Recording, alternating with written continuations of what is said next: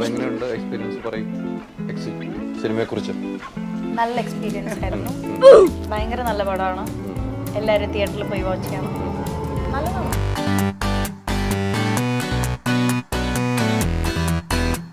അവിടെ എപ്പോഴും നമ്മളൊരു ഒരു ഒരു ഏലിയനാണ്, പുറത്തുനിന്ന് വന്ന ഒരാളാണ്. ഇവിടെ നമ്മുടെ തറവാട്ടിൽ കിടന്ന് നമുക്ക് കിട്ടുന്ന റിസപ്ഷൻ അത് തന്നെയാണ്.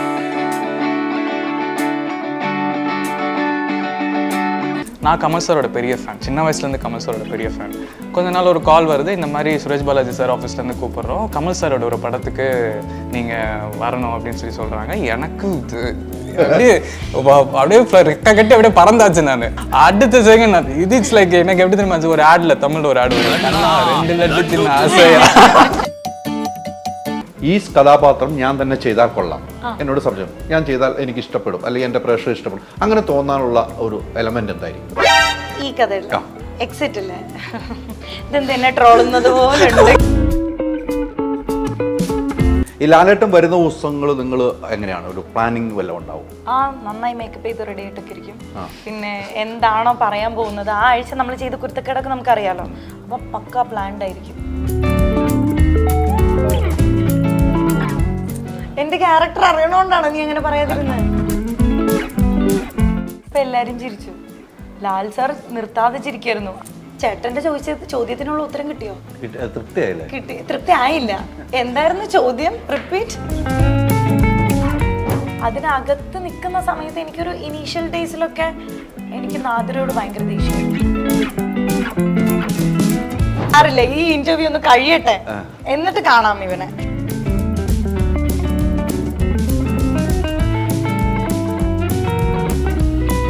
നിങ്ങളുടെ ഡിസൈനർ ഹോം എന്ന സ്വപ്നം യാഥാർത്ഥ്യമാക്കുന്നു. സാൻബിൾഡ്, ഡിസൈൻഡ് ബൈ കോൺസെപ്റ്റ്സ്. നമസ്കാരം. പുത്തൻ സിനിമയുടെ വിശേഷങ്ങൾ പങ്കുവയ്ക്കാൻ 3 അതിഥികൾ, 3 പേർക്ക് സ്വാഗതം.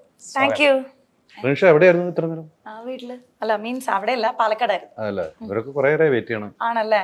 എനിക്കിന്നൊരു സ്കൂളിൽ ഒരു ഫംഗ്ഷൻ ഉണ്ടായിരുന്നു. അപ്പൊ അത് ഞാൻ നേരത്തെ കമ്മിറ്റ് ചെയ്തായിരുന്നു. നമ്മൾ പറഞ്ഞ വാക്ക് പാലിക്കണല്ലോ. അപ്പൊ പിന്നെ അത് കഴിഞ്ഞിട്ട് ഓടിയെത്തിയതാ. ഇത് പിന്നെ പെട്ടെന്ന് പ്ലാൻ ചെയ്തൊരു സംഭവം അല്ലേ. ബിഗ് ബോക്സിൽ നേരെ ഒരു സിനിമ റിലീസ് ചെയ്യുവാണോ? ആക്ച്വലി ബിഗ് ബോസിന് മുന്നേ അല്ല, ബിഗ് ബോസ് ചെയ്തതാണ് സിനിമ. ബിഗ് ബോസ് കഴിഞ്ഞിട്ട് ഫസ്റ്റ് മൂവി. ഫസ്റ്റ് മൂവി എന്ന് പറയാൻ വേറെ ഞാൻ ചെയ്തിട്ടൊന്നുമില്ല. ഇത് തന്നെയാണ് ഫസ്റ്റ് മൂവി. എങ്ങനെയുണ്ട് എക്സ്പീരിയൻസ് പറയും സിനിമയെക്കുറിച്ച്? നല്ല എക്സ്പീരിയൻസ് ആയിരുന്നു. ഭയങ്കര നല്ല പടമാണ്. എല്ലാവരും തിയേറ്ററിൽ പോയി വാച്ച് ചെയ്യണം. നല്ലതാണ്. ബിഗ് ബോസ് പോലെയാണോ? ബിഗ് ബോസ് പോലെയാണോ ചോദിച്ചാൽ ബിഗ് ബോസിൽ 100 ദിവസം നിന്നു. ഇതിൽ എനിക്ക് ഷൂട്ട് ഒറ്റ ദിവസം ഉണ്ടായിരുന്നുള്ളൂ. പക്ഷെ ബിഗ് ബോസിനേക്കാൾ ടെൻഷൻ അടിപ്പിച്ച ഒരു സംഭവം ആയിരുന്നു ഈ ഒരു മൂവിയുടെ ഒരു ഫസ്റ്റ് ഡേ ഷൂട്ട് എന്ന് പറയുന്നത്. എനിക്ക് ഭയങ്കര ക്രൂഷ്യൽ ആയിരുന്നു. എങ്ങനെയുണ്ടായിരുന്നു നമ്മുടെ ശ്രീറാം, വിശാഖ് ബ്രോ, എല്ലാരെയും ഞാൻ ജസ്റ്റ് കണ്ടതേ ഉണ്ടായിരുന്നുള്ളൂ. എനിക്ക് ഇവരുമായിട്ട് കോംബോ ഒന്നും ഉണ്ടായിരുന്നില്ല, കോമ്പിനേഷൻ സീൻസ് ഒന്നും ഉണ്ടായിരുന്നില്ല. എനിക്ക് ഇവരുമായിട്ട് അങ്ങനെ സീനുമായിട്ട് പ്രത്യേകിച്ച് ഒരു ബന്ധം ഉണ്ടായിരുന്നില്ല. ഞാൻ ജസ്റ്റ് ലൊക്കേഷനിൽ വെച്ച് കണ്ടു പരിചയപ്പെട്ടു. അതിനുശേഷം ഇപ്പോഴാണ് കാണുന്നത്. അതെ, അല്ലേ? കറക്റ്റ്. ഇപ്പോഴാണ് കാണുന്നത്. അന്ന് ശ്രീറാമിന് താടി ഉണ്ടായിരുന്നോ? അന്ന് ശ്രീറാമിന് താടി ഉണ്ടായിരുന്നു. ഇല്ലേ? ഉണ്ടായിരുന്നു, പക്ഷെ ഇത്രയും ലെങ്ത് ഉണ്ടായിരുന്നു. വേറെ ഗെറ്റപ്പിന് വേണ്ടി വെച്ചിരിക്കുന്നതാണെന്ന് എനിക്ക് തോന്നുന്നു. അതറിഞ്ഞൂടാ. எப்படி இருக்கு? சௌக்கியம்? Good good. I am good. உங்க ஃபிலிம் எல்லாம் பார்த்திருக்கேன். எல்லாம் ரொம்ப ரொம்ப அழகா இருக்காங்க. Thank you. இது எப்படி இருக்கு எக்ஸ்பீரியன்ஸ் சொல்லுங்க. இல்லை, இது உண்மையிலேயே ஒரு டிஃப்ரெண்ட்டான எக்ஸ்பீரியன்ஸ். ஆடியன்ஸ்க்கும் டிஃப்ரெண்ட்டான எக்ஸ்பீரியன்ஸாக தான் இருக்கும். அதெல்லாம் தெரிஞ்சே தான் we accept to do. It's quite ஒரு எப்படி சொல்கிறது, எல்லாருமே தன்னுடைய ஒரு 100% எஃபர்ட் இந்த படத்துக்காக கொடுத்துருக்கோம். ஏன்னா எமோஷன்ஸ் ஹேண்டில் பண்ணுறப்போ, ஏன்னா நிறைய எமோஷன்ஸ் இருக்குது படத்தில். எமோஷன்ஸ் ஹேண்டில் பண்ணுறப்போ கொஞ்சம் மீட்டர் கம்மியாயிடுச்சுனாலும் அது அண்டர் ரேட்டர் ஆகிடும், இல்லை ஜாஸ்தியாக பண்ணிட்டா ஓவர் ஆக்டிங் ஆகிடும். ஸோ ஒரு பர்ஃபெக்ட் மீட்டரில் கரெக்டான ஒரு நேச்சுரல் அவுட்புட் வரணும்னு சொல்லிட்டு டெடிகேட்டிவாக வி ஒர்க் டன் அவுட்புட் அந்த மாதிரி வந்திருக்கு. படம் பார்த்துட்டு எங்களுக்கு ஹாப்பி. ஸோ அதே ஃபீலை வந்து ஆடியன்ஸ் தியேட்டரில் ஃபீல் பண்ணுவாங்கன்னு நான் நம்புகிறோம். அப்படிதான் எல்லாரும் பிரதீட்சிக்க எப்படி உண்டாவுண்டு ப்ரெஷர் விதி எழுதணும். அது ட்ரூ தான். சி, ஒரு படம் தியேட்டருக்கு வரும்போது கண்டிப்பாக மாறும். அதே மாதிரி நம்மளோட ஜட்ஜ்மெண்ட்ஸ் என்றைக்குமே வந்துட்டு வித்தியாசமாக இருக்கும். பிகாஸ் நம்ம வந்து ஸ்கிரிப்டை லவ் பண்ண ஆரம்பிச்சிருவோம். நம்ம மூவி கூடவே இருந்து நமக்கு அந்த படம் பிடிக்கும். ஸோ நம்மளோட படைப்பை நம்ம என்றைக்குமே எதுவும் சொல்லவே மாட்டோம். பட் எந்த படைப்பும் என்னை பொறுத்த லெவலில் சரி நல்லது கெட்டது அப்படிங்கிறதுல it's depends upon the circumstances. அமையறதை பொறுத்து தான் அந்த படைப்போடைய அந்த எக்ஸ்டென்ட் விஷயம் வெளியில வருதாங்க. பட் நான் பர்சனலா எனக்கு தெரிஞ்ச சில க்ரூ மெம்பர்ஸோட, ஐ மீன் ஃபேமிலி பீப்புளோட பார்க்கும்போது அவங்க என்ஜாய் பண்ணாங்க. ஸோ அவங்க இன்னைக்குமே ரியல் கமெண்ட்ஸ் கொடுக்குறவங்க. ஸோ அதே மாதிரி நிறைய ஆடியன்ஸ்ட இருந்தும் வரும்னு நாங்கள் நம்புறோம். அங்க ஃபர்ஸ்ட் ஃபிலிம்ல ஃப்ரெண்ட்ஸ் 4 ஃப்ரெண்ட்ஸ் தான் ஒருமிச்சு அபிநயிச்சிருக்காங்க. செகண்ட் ஃபிலிம் அப்படிதான் இருக்காங்க. அவங்க இப்ப எப்படி இருக்குங்க? All good. இப்போ எல்லாரும் படம் பண்ணிட்டு இருக்காங்க. அதுக்கப்புறமும் தொடர்ந்து நிறைய படம் பண்ணோம். கோலிசோடா, அதுக்கப்புறம் இன்னும் 2-3 படம் பண்ணோம். அதோட 10th year ஃபங்க்ஷன் கூட we are planning to do in சென்னையில பிளான் பண்ணிருக்கோம். என்னைக்கு? ஆக்சுவலி இது முடிச்சிட்டு நாளைக்கு ஆக்சுவலி 10th year ഫംഗ്ഷൻ. ആരും പോണില്ലേ? ആരും ഇൻവൈറ്റ് ചെയ്തില്ല. എന്താണ്? ശ്രീരാമൊന്നും ഇൻവൈറ്റ് ചെയ്തില്ലല്ലോ. ഇല്ല, എനിക്കേ ഇപ്പதான் தெரியும். അതാണ് പ്രശ്നം. അദ്ദേഹത്തിന് പ്ലാൻ അറിഞ്ഞത്, അതുകൊണ്ടാണ്. எப்படி இந்த பிளான் சடன் பிளானோ அதே மாதிரி அதுவும் சடன் പ്ലാൻ. அதுதான். കുറെ ആയി കണ്ടിട്ടോ. കുറച്ചായല്ലേ? എന്താണ്, എവിടെയായിരുന്നു? ഇവിടെ ഉണ്ടായിരുന്നു. എന്താണ് സിനിമ വേണ്ട എന്ന് വെച്ച് ഒരു ബ്രേക്ക് എടുക്കാൻ കാരണം? അത് അറിഞ്ഞുകൊണ്ട് എടുത്തൊരു ബ്രേക്ക് ഉണ്ട്. കാരണം നമുക്ക് കിട്ടിക്കൊണ്ടിരുന്ന കഥാപാത്രങ്ങളൊക്കെ ഏകദേശം ഒരേ ടോണിലുള്ള റോൾസ് ആയിരുന്നു. അപ്പം അതുകൊണ്ട് പിന്നെ അറിഞ്ഞുകൊണ്ട് എന്നാൽ പിന്നെ നമുക്കൊന്ന് ചവിട്ടാം. പിന്നെ കോവിഡും സംഭവിച്ചു. പിന്നെ ഒരു കമ്പനി തുടങ്ങി എൻ്റെ സൈഡിൽ. അപ്പം അതൊക്കെ ആയിട്ട് കുറച്ച് ബിസി ആയിപ്പോയി. ഒരു നമ്മൾ വേണ്ട എന്ന് വെക്കും തോറും നമുക്ക് സിനിമ നമ്മൾ അന്വേഷിച്ചു തരണം അല്ലെ? സിനിമ ഇങ്ങോട്ട് വരുന്നില്ല എന്ന കാലഘട്ടത്തിലാണ് ഇപ്പോൾ പോകുന്നത്. മലയാളം സിനിമ വേണ്ടെന്നേ വെച്ചിട്ടുള്ളൂ ആ സമയത്തെ. അപ്പോൾ അത് ഇപ്പോൾ ഒബ്വിയസ്ലി ചെയ്യുന്നുണ്ട്. പക്ഷെ ആ സമയത്ത് ഓഡിഷൻസ് ഭയങ്കരമായിട്ട് ഓപ്പൺ ആയിരുന്നു. അപ്പോൾ ഹിന്ദിയിൽ കുറേ പടങ്ങൾ ചെയ്യാൻ പറ്റി, കുറേ ആഡ്സ് ചെയ്യാൻ പറ്റി. അപ്പം അതുകൊണ്ട് ഇപ്പോൾ 4ാമത്തെ ഹിന്ദി ഫിലിമിൽ വർക്ക് ചെയ്തുകൊണ്ടിരിക്കുക. അപ്പം അങ്ങനത്തെ കുറേ ഓപ്പർച്യൂണിറ്റീസ് വന്നു. അല്ല, ഈ ഇത്തരം കാര്യങ്ങൾ അറിയുന്നില്ല പ്രേക്ഷകർ. അതെ, അങ്ങനെ ഒരു പ്രശ്നമുണ്ട്. അതാണ് താങ്കൾ ഇവിടെ ഇല്ല, എവിടെയാണെന്നുള്ള ചോദ്യം വരുന്നത്. ഹിന്ദി സിനിമ നാളിലും ചെയ്തു എന്ന് പറയുമ്പോൾ വലിയൊരു ഭാഗ്യമാണ് താങ്കൾക്ക് കിട്ടിയിരിക്കുന്നത്. ഇവിടുത്തെ മലയാള സിനിമ കണ്ട് ഇഷ്ടപ്പെട്ടാലോ ഹിന്ദിയിലേക്ക് പോകുന്നത്. അതെ അതെ. അപ്പൊ നമ്മുടെ തറവാട് മലയാള സിനിമ തന്നെയാണ്. ഡെഫിനറ്റ്ലി. ഒയ്യോ, അതിലൊരു മാറ്റമില്ല, ഒരു മാറ്റമില്ല. കാരണം ഇവിടെ ചെയ്യുമ്പോൾ നമുക്ക് കിട്ടുന്ന ഒരു സുഖം വേറെ തന്നെയാണ്. ഇവിടുത്തെ ഓഡിയൻസിന് കിട്ടുന്ന റിസപ്ഷൻ വേറെ തന്നെയാണ്. അവിടെ എപ്പോഴും നമ്മളൊരു ഒരു ഏലിയനാണ്, പുറത്തുനിന്ന് വന്ന ഒരാളാണ്. ഇവിടെ നമ്മുടെ തറവാട്ടിൽ കിടന്ന് നമുക്ക് കിട്ടുന്ന റിസപ്ഷൻ വേറെ തന്നെയാണ്. ഇപ്പൊ എങ്ങനെയാണ്, വേറെ ഓഫറുകളൊക്കെ വന്നു തുടങ്ങിയോ? യെസ്, ഇപ്പോൾ 2 വേറെ പടങ്ങളുടെ ഷൂട്ട് നടന്നുകൊണ്ടിരിക്കുകയാണ്. ഐഡന്റിറ്റി ടൊവിയുടെ കൂടെ, പിന്നെ ആഷിഖാന്റെ പടത്തിലും ഉണ്ട്, റൈഫിൾ ക്ലബിൽ. പിന്നെ ഇപ്പോൾ യഷ്രാജിന്റെ ഒരു സീരീസ് ഇപ്പോൾ നടന്നുകൊണ്ടിരിക്കുന്നു. പിന്നെ ഇപ്പോൾ 3-4 പടങ്ങൾ ഒരുമിച്ച് നടന്നുകൊണ്ടിരിക്കുകയാണ്. 3-4 പടങ്ങൾ ഒരുമിച്ച് നടന്നുകൊണ്ടിരിക്കുകയാണ് അല്ലേ? അത് തന്നെ ഒരു ഭാഗ്യമാണ്, വലിയ ഭാഗ്യമാണ്. ഇനിയുള്ള യാത്ര അങ്ങനെ ആയിരിക്കണം. ടച്ച് വുഡ്, ഇൻഷാ അല്ലാ അങ്ങനെ തന്നെ ആവട്ടെ. അത് തന്നെ ആകണം. ബിഗ് ബോസ് ഒക്കെ കണ്ടിരുന്നു? പിന്നെ ഡെഫിനറ്റ്ലി. ബിഗ് ബോസിൽ കണ്ട ഒരു വ്യക്തിയെക്കുറിച്ച്, ഇതിലെ ഒരു ആക്ടറെ കുറിച്ചുള്ള 2 അഭിപ്രായം പറയും. 2 അഭിപ്രായങ്ങൾ ബിഗ് ബോസിൽ കണ്ട. അങ്ങനെ ഇപ്പൊ ചോദിച്ചാൽ ഞാൻ അങ്ങനെ എന്നിരുന്ന് കാണുന്ന ഒരാളായിരുന്നില്ല. എന്റെ വൈഫ് ഭയങ്കര ഫാനായിരുന്നു. റെനീഷയുടെയും നാദ്രയുടെയും ഒക്കെ. ആരുടെ ഫാനായിരുന്നു? ബിഗ് ബോസിന്റെ ഫാനാണോ? അല്ലല്ല, റെനീഷയുടെ ഫാനായിരുന്നു, നാദ്രയുടെ ഫാനായിരുന്നു. ഇവരായിരുന്നു ഏറ്റവും ഫേവറേറ്റ്. ഞങ്ങൾ ഒരുമിച്ച് വർക്ക് ചെയ്തിട്ടുണ്ട്. അങ്ങനെ ഒരു ബിഗ് ബോസ് കണക്ഷൻ ഉണ്ട്. പക്ഷേ നമ്മൾ ഈ പടത്തിന്റെ ലുക്ക് ടെസ്റ്റിനാണ് ആദ്യമായിട്ട് മീറ്റ് ചെയ്യുന്നത് അല്ലേ? അന്ന് കണ്ടപ്പോ ജസ്റ്റ് ആക്ട് ചെയ്യാൻ വന്ന ഒരു റെനീഷിനെ മാത്രമേ നമ്മൾ അറിയുന്നുള്ളൂ. അതിനുശേഷം ഇപ്പൊ 2 വർഷത്തിന് ശേഷമാണ് ഇപ്പോൾ ബിഗ് ബോസ് റണ്ണറപ്പായ റെനീഷയെ കാണുന്നത്. വളരെയധികം സന്തോഷമുണ്ട് to see how far you come. പിന്നെ as an actor, as a debut, ഈ പടത്തിൽ ഗംഭീരമായിട്ടുള്ള ഒരു പ്രകടനമാണ്. So to bigger things. Thank you so much. കയ്യടികൾ ഇടയ്ക്കിടയ്ക്ക് കിട്ടുന്നു. നമ്മുടെ ഒരു കയ്യടി കിട്ടിയത് ഞാൻ ശ്രദ്ധിച്ചായിരുന്നു. അപ്പുറം ഇരുന്നപ്പോൾ ഒരു കയ്യടി, കൂട്ടക്കയ്യടി. കയ്യടി ആയിരുന്നില്ല, അവിടെ എന്നെ സെന്ററിൽ ഇരുത്തിയിട്ട് അവിടെ നിന്ന് അടിയായിരുന്നു. അത് ഉൾക്കൊണ്ട് നമ്മൾ ഇരുന്ന് കയ്യടിച്ച് ഇവര് തന്നെ തന്നാണ്. അത് ഫ്രണ്ട്സിന്റെ ഇടയിൽ അതൊക്കെ സാധാരണ. തീർച്ചയായിട്ടും. ഈ ബിഗ് ബോസ് ഒരു വലിയ ഫ്രെയിമിലാണ് പോയത്, മാറ്റമില്ല. അതിന് ശേഷം ഇറങ്ങിയതിനു ശേഷം ഉണ്ടായ ഒരു ജീവിത മാറ്റം, അത് പോസിറ്റീവ് ആണോ ഉണ്ടായത്, നെഗറ്റീവും ഉണ്ടായിട്ടുണ്ടോ? പോസിറ്റീവ് തന്നെയാ. ചില രീതിക്ക് നോക്കുകയാണെന്നുണ്ടെങ്കിൽ പോസിറ്റീവ്, പക്ഷെ മേജർ പോർഷൻ നോക്കുകയാണെന്നുണ്ടെങ്കിൽ പോസിറ്റീവ് തന്നെയാണ്. പിന്നെ നോക്കുമ്പോൾ ലൈക്ക് വർക്കിന് വേണ്ടിയിട്ട് വിളിക്കുമ്പോൾ പോലും, ഒരു സീരിയലിന്റെ എൻക്വയറി വരുമ്പോൾ പോലും അവർ ചോദിക്കുന്നത് ഇപ്പൊ സീരിയലൊക്കെ ചെയ്യുന്നുണ്ടോ? അപ്പോൾ അങ്ങനെയാണ് ചോദിക്കുന്നത്. ലൈക്ക് അവരുടെ വിചാരം നമ്മളിപ്പോൾ സീരിയലിൽ നിന്ന് ബിഗ് ബോസിലോട്ട് പോയി, ബിഗ് ബോസ് കഴിഞ്ഞിട്ട് സീരിയൽ ചെയ്യില്ല എന്നൊരു തോട്ട് അവരുടെ മൈൻഡിൽ വന്നിരിക്കുകയാണെന്ന് തോന്നുന്നു. അപ്പം അങ്ങനെ ഒരു ചോദ്യം വരുന്നുണ്ട്. പിന്നെ ഇപ്പോൾ സീരിയലിന്റെ ഓഫർ കുറച്ച് കാലമായിട്ട് വന്നിട്ടുണ്ടായിരുന്നില്ല, ഇപ്പം എഗെയിൻ വന്നു തുടങ്ങി. കാരണം എൻ്റെ ബാക്ക്ഗ്രൗണ്ട് എന്ന് പറയുന്നത് സീരിയലിൽ തന്നെയാണ് ഞാൻ ബിഗ് ബോസിലോട്ട് പോയത്. അപ്പോൾ പക്ഷെ വേറെ കുറേ കാര്യങ്ങൾ നോക്കുന്ന സമയത്ത് ഇപ്പോൾ എസ്റ്റാബ്ലിഷ് ആയത് നോക്കിക്കോട്ടെ, പുറത്ത് പോകുമ്പോൾ നമ്മളെ റെക്കഗ്നൈസ് ചെയ്ത് നോക്കിയാൽ എന്ന് വെച്ചാൽ ഭയങ്കര പോസിറ്റീവ് ആയിട്ടുള്ള കാര്യങ്ങൾ തന്നെയാണ്. നേരത്തെ എന്ന് വെച്ചാൽ കുടുംബ പ്രേക്ഷകർക്കായിരുന്നു എന്നെ അറിയുന്നത്. ഇപ്പോൾ യങ്സ്റ്റേഴ്സ്, കാരണം സീരിയൽസ് നമുക്കറിയാം കുറേ യങ്സ്റ്റേഴ്സ് ഒന്നും കാണില്ല, പക്ഷെ ബിഗ് ബോസിലൂടെ കുറേ യങ്സ്റ്റേഴ്സും കൂടെ നമ്മളെ റെക്കഗ്നൈസ് ചെയ്യാൻ തുടങ്ങി. സോ ആ രീതിക്ക് നോക്കുകയാണെന്നുണ്ടെങ്കിൽ വളരെ പോസിറ്റീവ് ആയിട്ടുള്ള കാര്യങ്ങളാണ് എൻ്റെ ലൈഫിൽ വന്നിട്ടുള്ളത്. ഒരു സിനിമ അഭിനയം എന്ന നിലയിൽ സീരിയലിലാണ് കൂടുതൽ, സിനിമ അഭിനയം എന്നുള്ള ആഗ്രഹം സിനിമയിലേക്ക് ബിഗ് സ്ക്രീനിൽ വരണമെന്നുള്ള ആഗ്രഹം നേരത്തെ ഉണ്ടായിരുന്നു. എന്താണ് അത്തരം ഒരു വേഷങ്ങൾ കിട്ടാതിരുന്നെന്ന് ചിന്തിച്ചിട്ടുണ്ടോ? ലൈക്ക് ഞാൻ മുന്നേ ചെയ്തിട്ടുണ്ട്. ഞാൻ മുന്നേ വേറെ എവിടെയോ ഞാൻ ഒരു ഇന്റർവ്യൂവിൽ ഞാൻ പറഞ്ഞിട്ടുണ്ട്, ഞാൻ ചട്ടമ്പി നാട്, പിന്നെ വേറെ ചട്ടമ്പി നാട്, കവി ഉദ്ദേശിച്ചത്, എന്ന് നിന്റെ മൊയ്തീൻ, അതിലൊക്കെ കുഞ്ഞു കുഞ്ഞു ജൂനിയർ ആർട്ടിസ്റ്റ് ആയിട്ട് ഞാൻ പോയിട്ടുണ്ട്. അപ്പോൾ ആ പോയത് സത്യം പറഞ്ഞാൽ സിനിമയോടുള്ള ആഗ്രഹവും സിനിമയിൽ അഭിനയിക്കാനുള്ള ആഗ്രഹം കൊണ്ടാണ്. പക്ഷെ എത്തിപ്പെട്ടത് സീരിയലിലോട്ട്, അതിനുശേഷം ബിഗ് ബോസ്.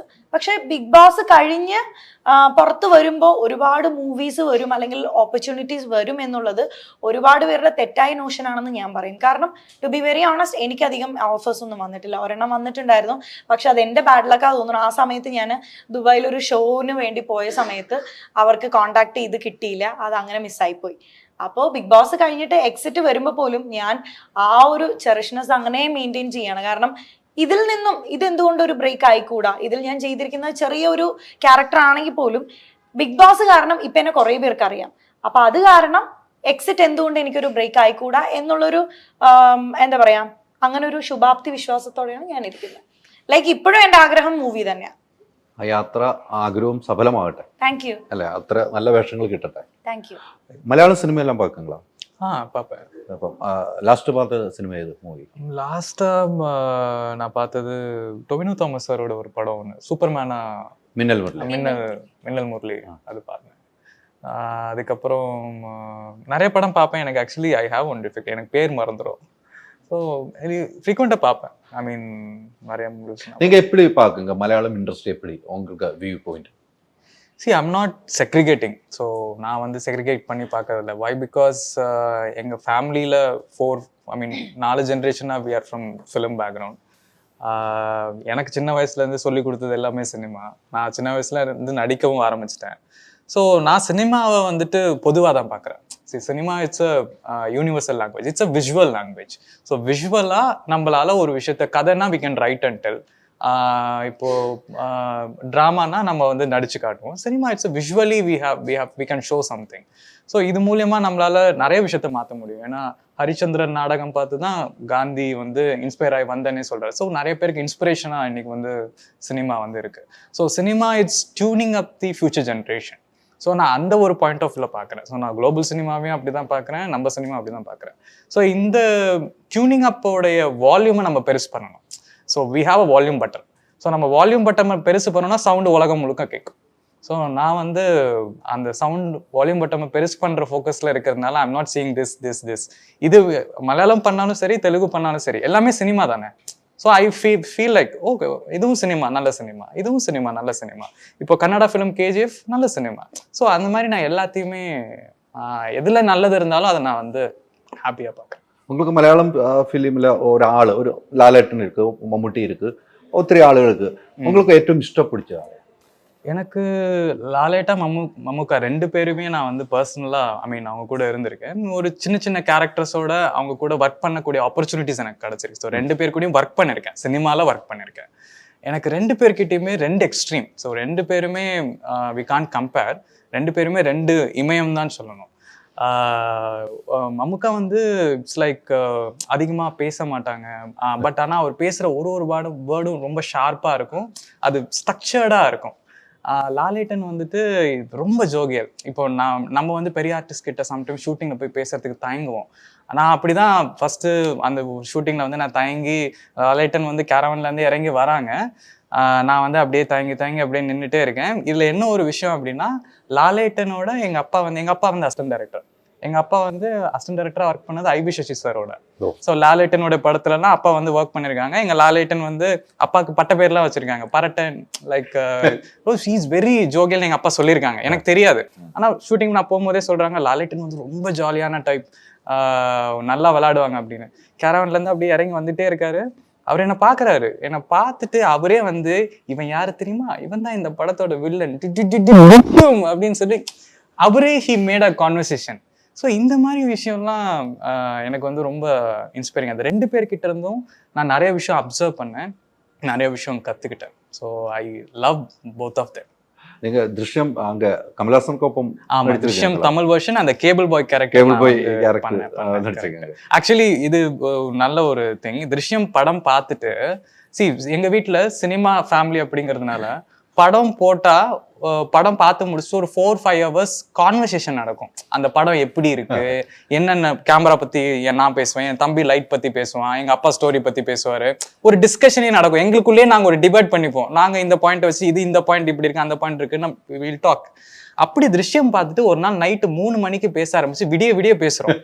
அப்படி பேசுறப்போ நான் என்ன சொன்னேன் அப்படின்னா, அது மேனிஃபெஸ்டேஷனா என்னன்னே தெரியல. நான் என்ன சொன்னேன்னா, இந்த படத்துல இந்த மாதிரி ஒரு படத்துல ஒரு ரோல் பண்ணிருக்கணுமே. ஸோ ஆனா அதுல ரோல் இல்ல, வில்லன் கேரக்டருக்கு அந்த கேபிள் பாய் கேரக்டருக்கு அது ஸ்ட்ரைக் ஆகல அப்படின்னு சொல்லிட்டு விட்டாச்சு. அதுல இருந்து ஒரு கொஞ்ச நாளைக்கு அப்புறம் ஒரு கால் வருது. நான் கமல் சாரோட பெரிய ஃபேன், சின்ன வயசுல இருந்து கமல் சாரோட பெரிய fan.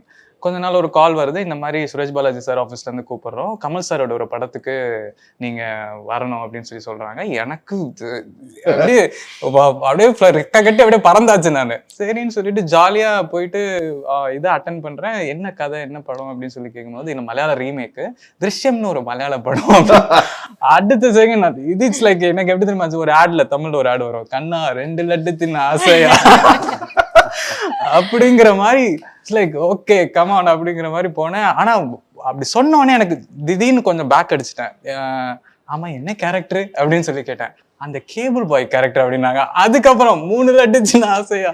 It's like seriously wonderful tremendous experience for me. Drishyam movies Jeethu Joseph அவங்களோட டைரக்ஷனாக இருக்கட்டும், ஃபர்ஸ்ட் டைம் மலையாளம் ஷூட்டிங் எப்படி நடக்கும், அந்த 6 to 9 அந்த கான்செப்ட், பியூட்டிஃபுல் லொக்கேஷன், அந்த பிளானிங் 39 daysல படத்தை முடிச்சிட்டோம். ஒரு சூப்பர் ஸ்டாரை வச்சு, ஒரு உலகநாயகனை வச்சு 39 நாள்ல படம் முடிக்கிறதுனா என்ன ஒரு இதுன்னே எனக்கு வந்து தெரியல. அது இல்லாம நான் சின்ன வயசுல இருந்து ஃபேனா இருந்த ஒரு பர்சனை நேர்ல நான் எனக்கு பிடிச்ச இண்டஸ்ட்ரியில நான் பாக்குறேன். ஸோ அவரை நான் வந்து வெச்சக்கண்ணு வாங்காம, எப்படி வந்து ஒரு காலேஜ் பையன் ஒரு லவ் பண்ற பொண்ணை சைட் அடிச்சுட்டே இருப்பான், அந்த மாதிரி வெச்சக்கண்ணை வாங்காம அப்படியே பார்த்துட்டே. So it's like beautiful experience. ഭയങ്കര രസമാണല്ലേ, ഭയങ്കര അല്ലേ? സംസാരം കേട്ടിരിക്കാൻ തന്നെ നമുക്ക് മണിക്കൂറുകളോളം ഇരിക്കാമെന്ന് എനിക്ക് തോന്നുന്നത്. അത്രയും എന്താ പറയാ, പ്രായത്തിനെക്കാളും കൂടുതൽ മറ്റേ മെച്യൂരിറ്റി ഉള്ള ഒരു സംസാരമാണ്. വലിയ പക്വതയോടുകൂടിയാണ് സംസാരിക്കുന്നത്. അല്ല അതിനകത്ത് ഏറ്റവും എനിക്ക് ഇഷ്ടപ്പെട്ട അദ്ദേഹം ആ സിനിമ വീട്ടിൽ ഇരുന്ന് ദൃശ്യം കണ്ട് സംസാരിച്ച് പുലർച്ചെ വരെ സംസാരിച്ച് ഇതിലൊരു വേഷം കിട്ടിയാന്ന് ആഗ്രഹിച്ച് അത് എത്തുക എന്ന് പറഞ്ഞൊരു ഭാഗ്യമാണ്, അല്ലേ? നമ്മൾ ആഗ്രഹിച്ചത് കയ്യിൽ കിട്ടി.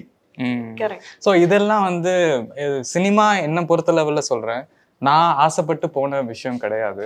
பட் எங்கள் ஃபேமிலியில் இருந்தது. எனக்கு நடிப்பு வந்ததாக இருக்கட்டும், நான் நடிக்கிறதா இருக்கட்டும், நடிச்சு முடிச்சதுக்கப்புறம் என்னை பீப்புள் பாராட்டுறதா இருக்கட்டும், இந்த எல்லா ரெக்கக்னேஷனும் 100% நான் எனக்கு எடுத்துக்க மாட்டேன். இது வந்து உண்மையிலேயே வேற யாரோ மேபி எங்கள் ஃபேமிலியில் நிறைய பேர் ஏங்கின விஷயமா இருக்கலாம். ஏன்னா எங்கள் ஃபேமிலியில் ஒருத்தர் வந்து KR கிருஷ்ணன், ஒருத்தர் வந்து எங்களோட கொள்ளு தாத்தா டப்பிங் ஆர்டிஸ்டா இருந்து இறந்து போயிருக்காரு. லைட் மேனா ஒருத்தர் இருந்து இறந்து போயிருக்காரு. ஃபேமிலியில ஒருத்தவங்க ஸ்டுடியோ வச்சிருந்து அது வந்து மூடி இருந்திருக்காங்க. ஸோ நிறைய ஃபெயில்டு பீப்புள் வந்து இருந்திருக்காங்க. அடுத்த ஜென்ரேஷன்ல எங்க ஃபேமிலியில இப்போ சினிமாவில் இருக்கிறது நான் தான். ஸோ சின்ன வயசுலேருந்தே இவ்வளோ பெரிய ரெக்கக்னேஷன், நல்ல ஆக்டிங் ஸ்கில்ஸ் எல்லாம் வரதுக்கு ரீசன் மேபி அவங்களுடைய அனுகிரகமா இருக்கலாம், இறைவனுடைய அருளா இருக்கலாம். അതൊക്കെയാണ് അല്ലേ? ഇത്രയും കേട്ടിരുന്നോ? ഇത്രയും സംഭവം വിശദമായിട്ട് കേട്ടിരുന്നോ? പിന്നെ ഭയങ്കര രസമല്ലേ ആ ഒരു ഹിസ്റ്ററി, ആ ഫാമിലി ഹിസ്റ്ററി എന്ന് പറഞ്ഞാൽ അതാണ്. എനിക്ക് ആ ഫാമിലി ഹിസ്റ്ററി അത്രയൊന്നും അറിയില്ല, പക്ഷെ ചോദിച്ച ഒരു സാധനം ഇട്ട് കൊടുത്താൽ എല്ലാം അങ്ങ് കിട്ടിയെന്നുള്ളതാണ്. അതെ, അങ്ങനെ കിട്ടുമ്പോൾ നമുക്ക് തൃപ്തിയാവുന്നത്. നമുക്ക് ഈ സിനിമയിലേക്ക് ഒന്ന് പോയാൽ ഈ സിനിമയുടെ ഒരു യാത്ര എങ്ങനെയാണ്?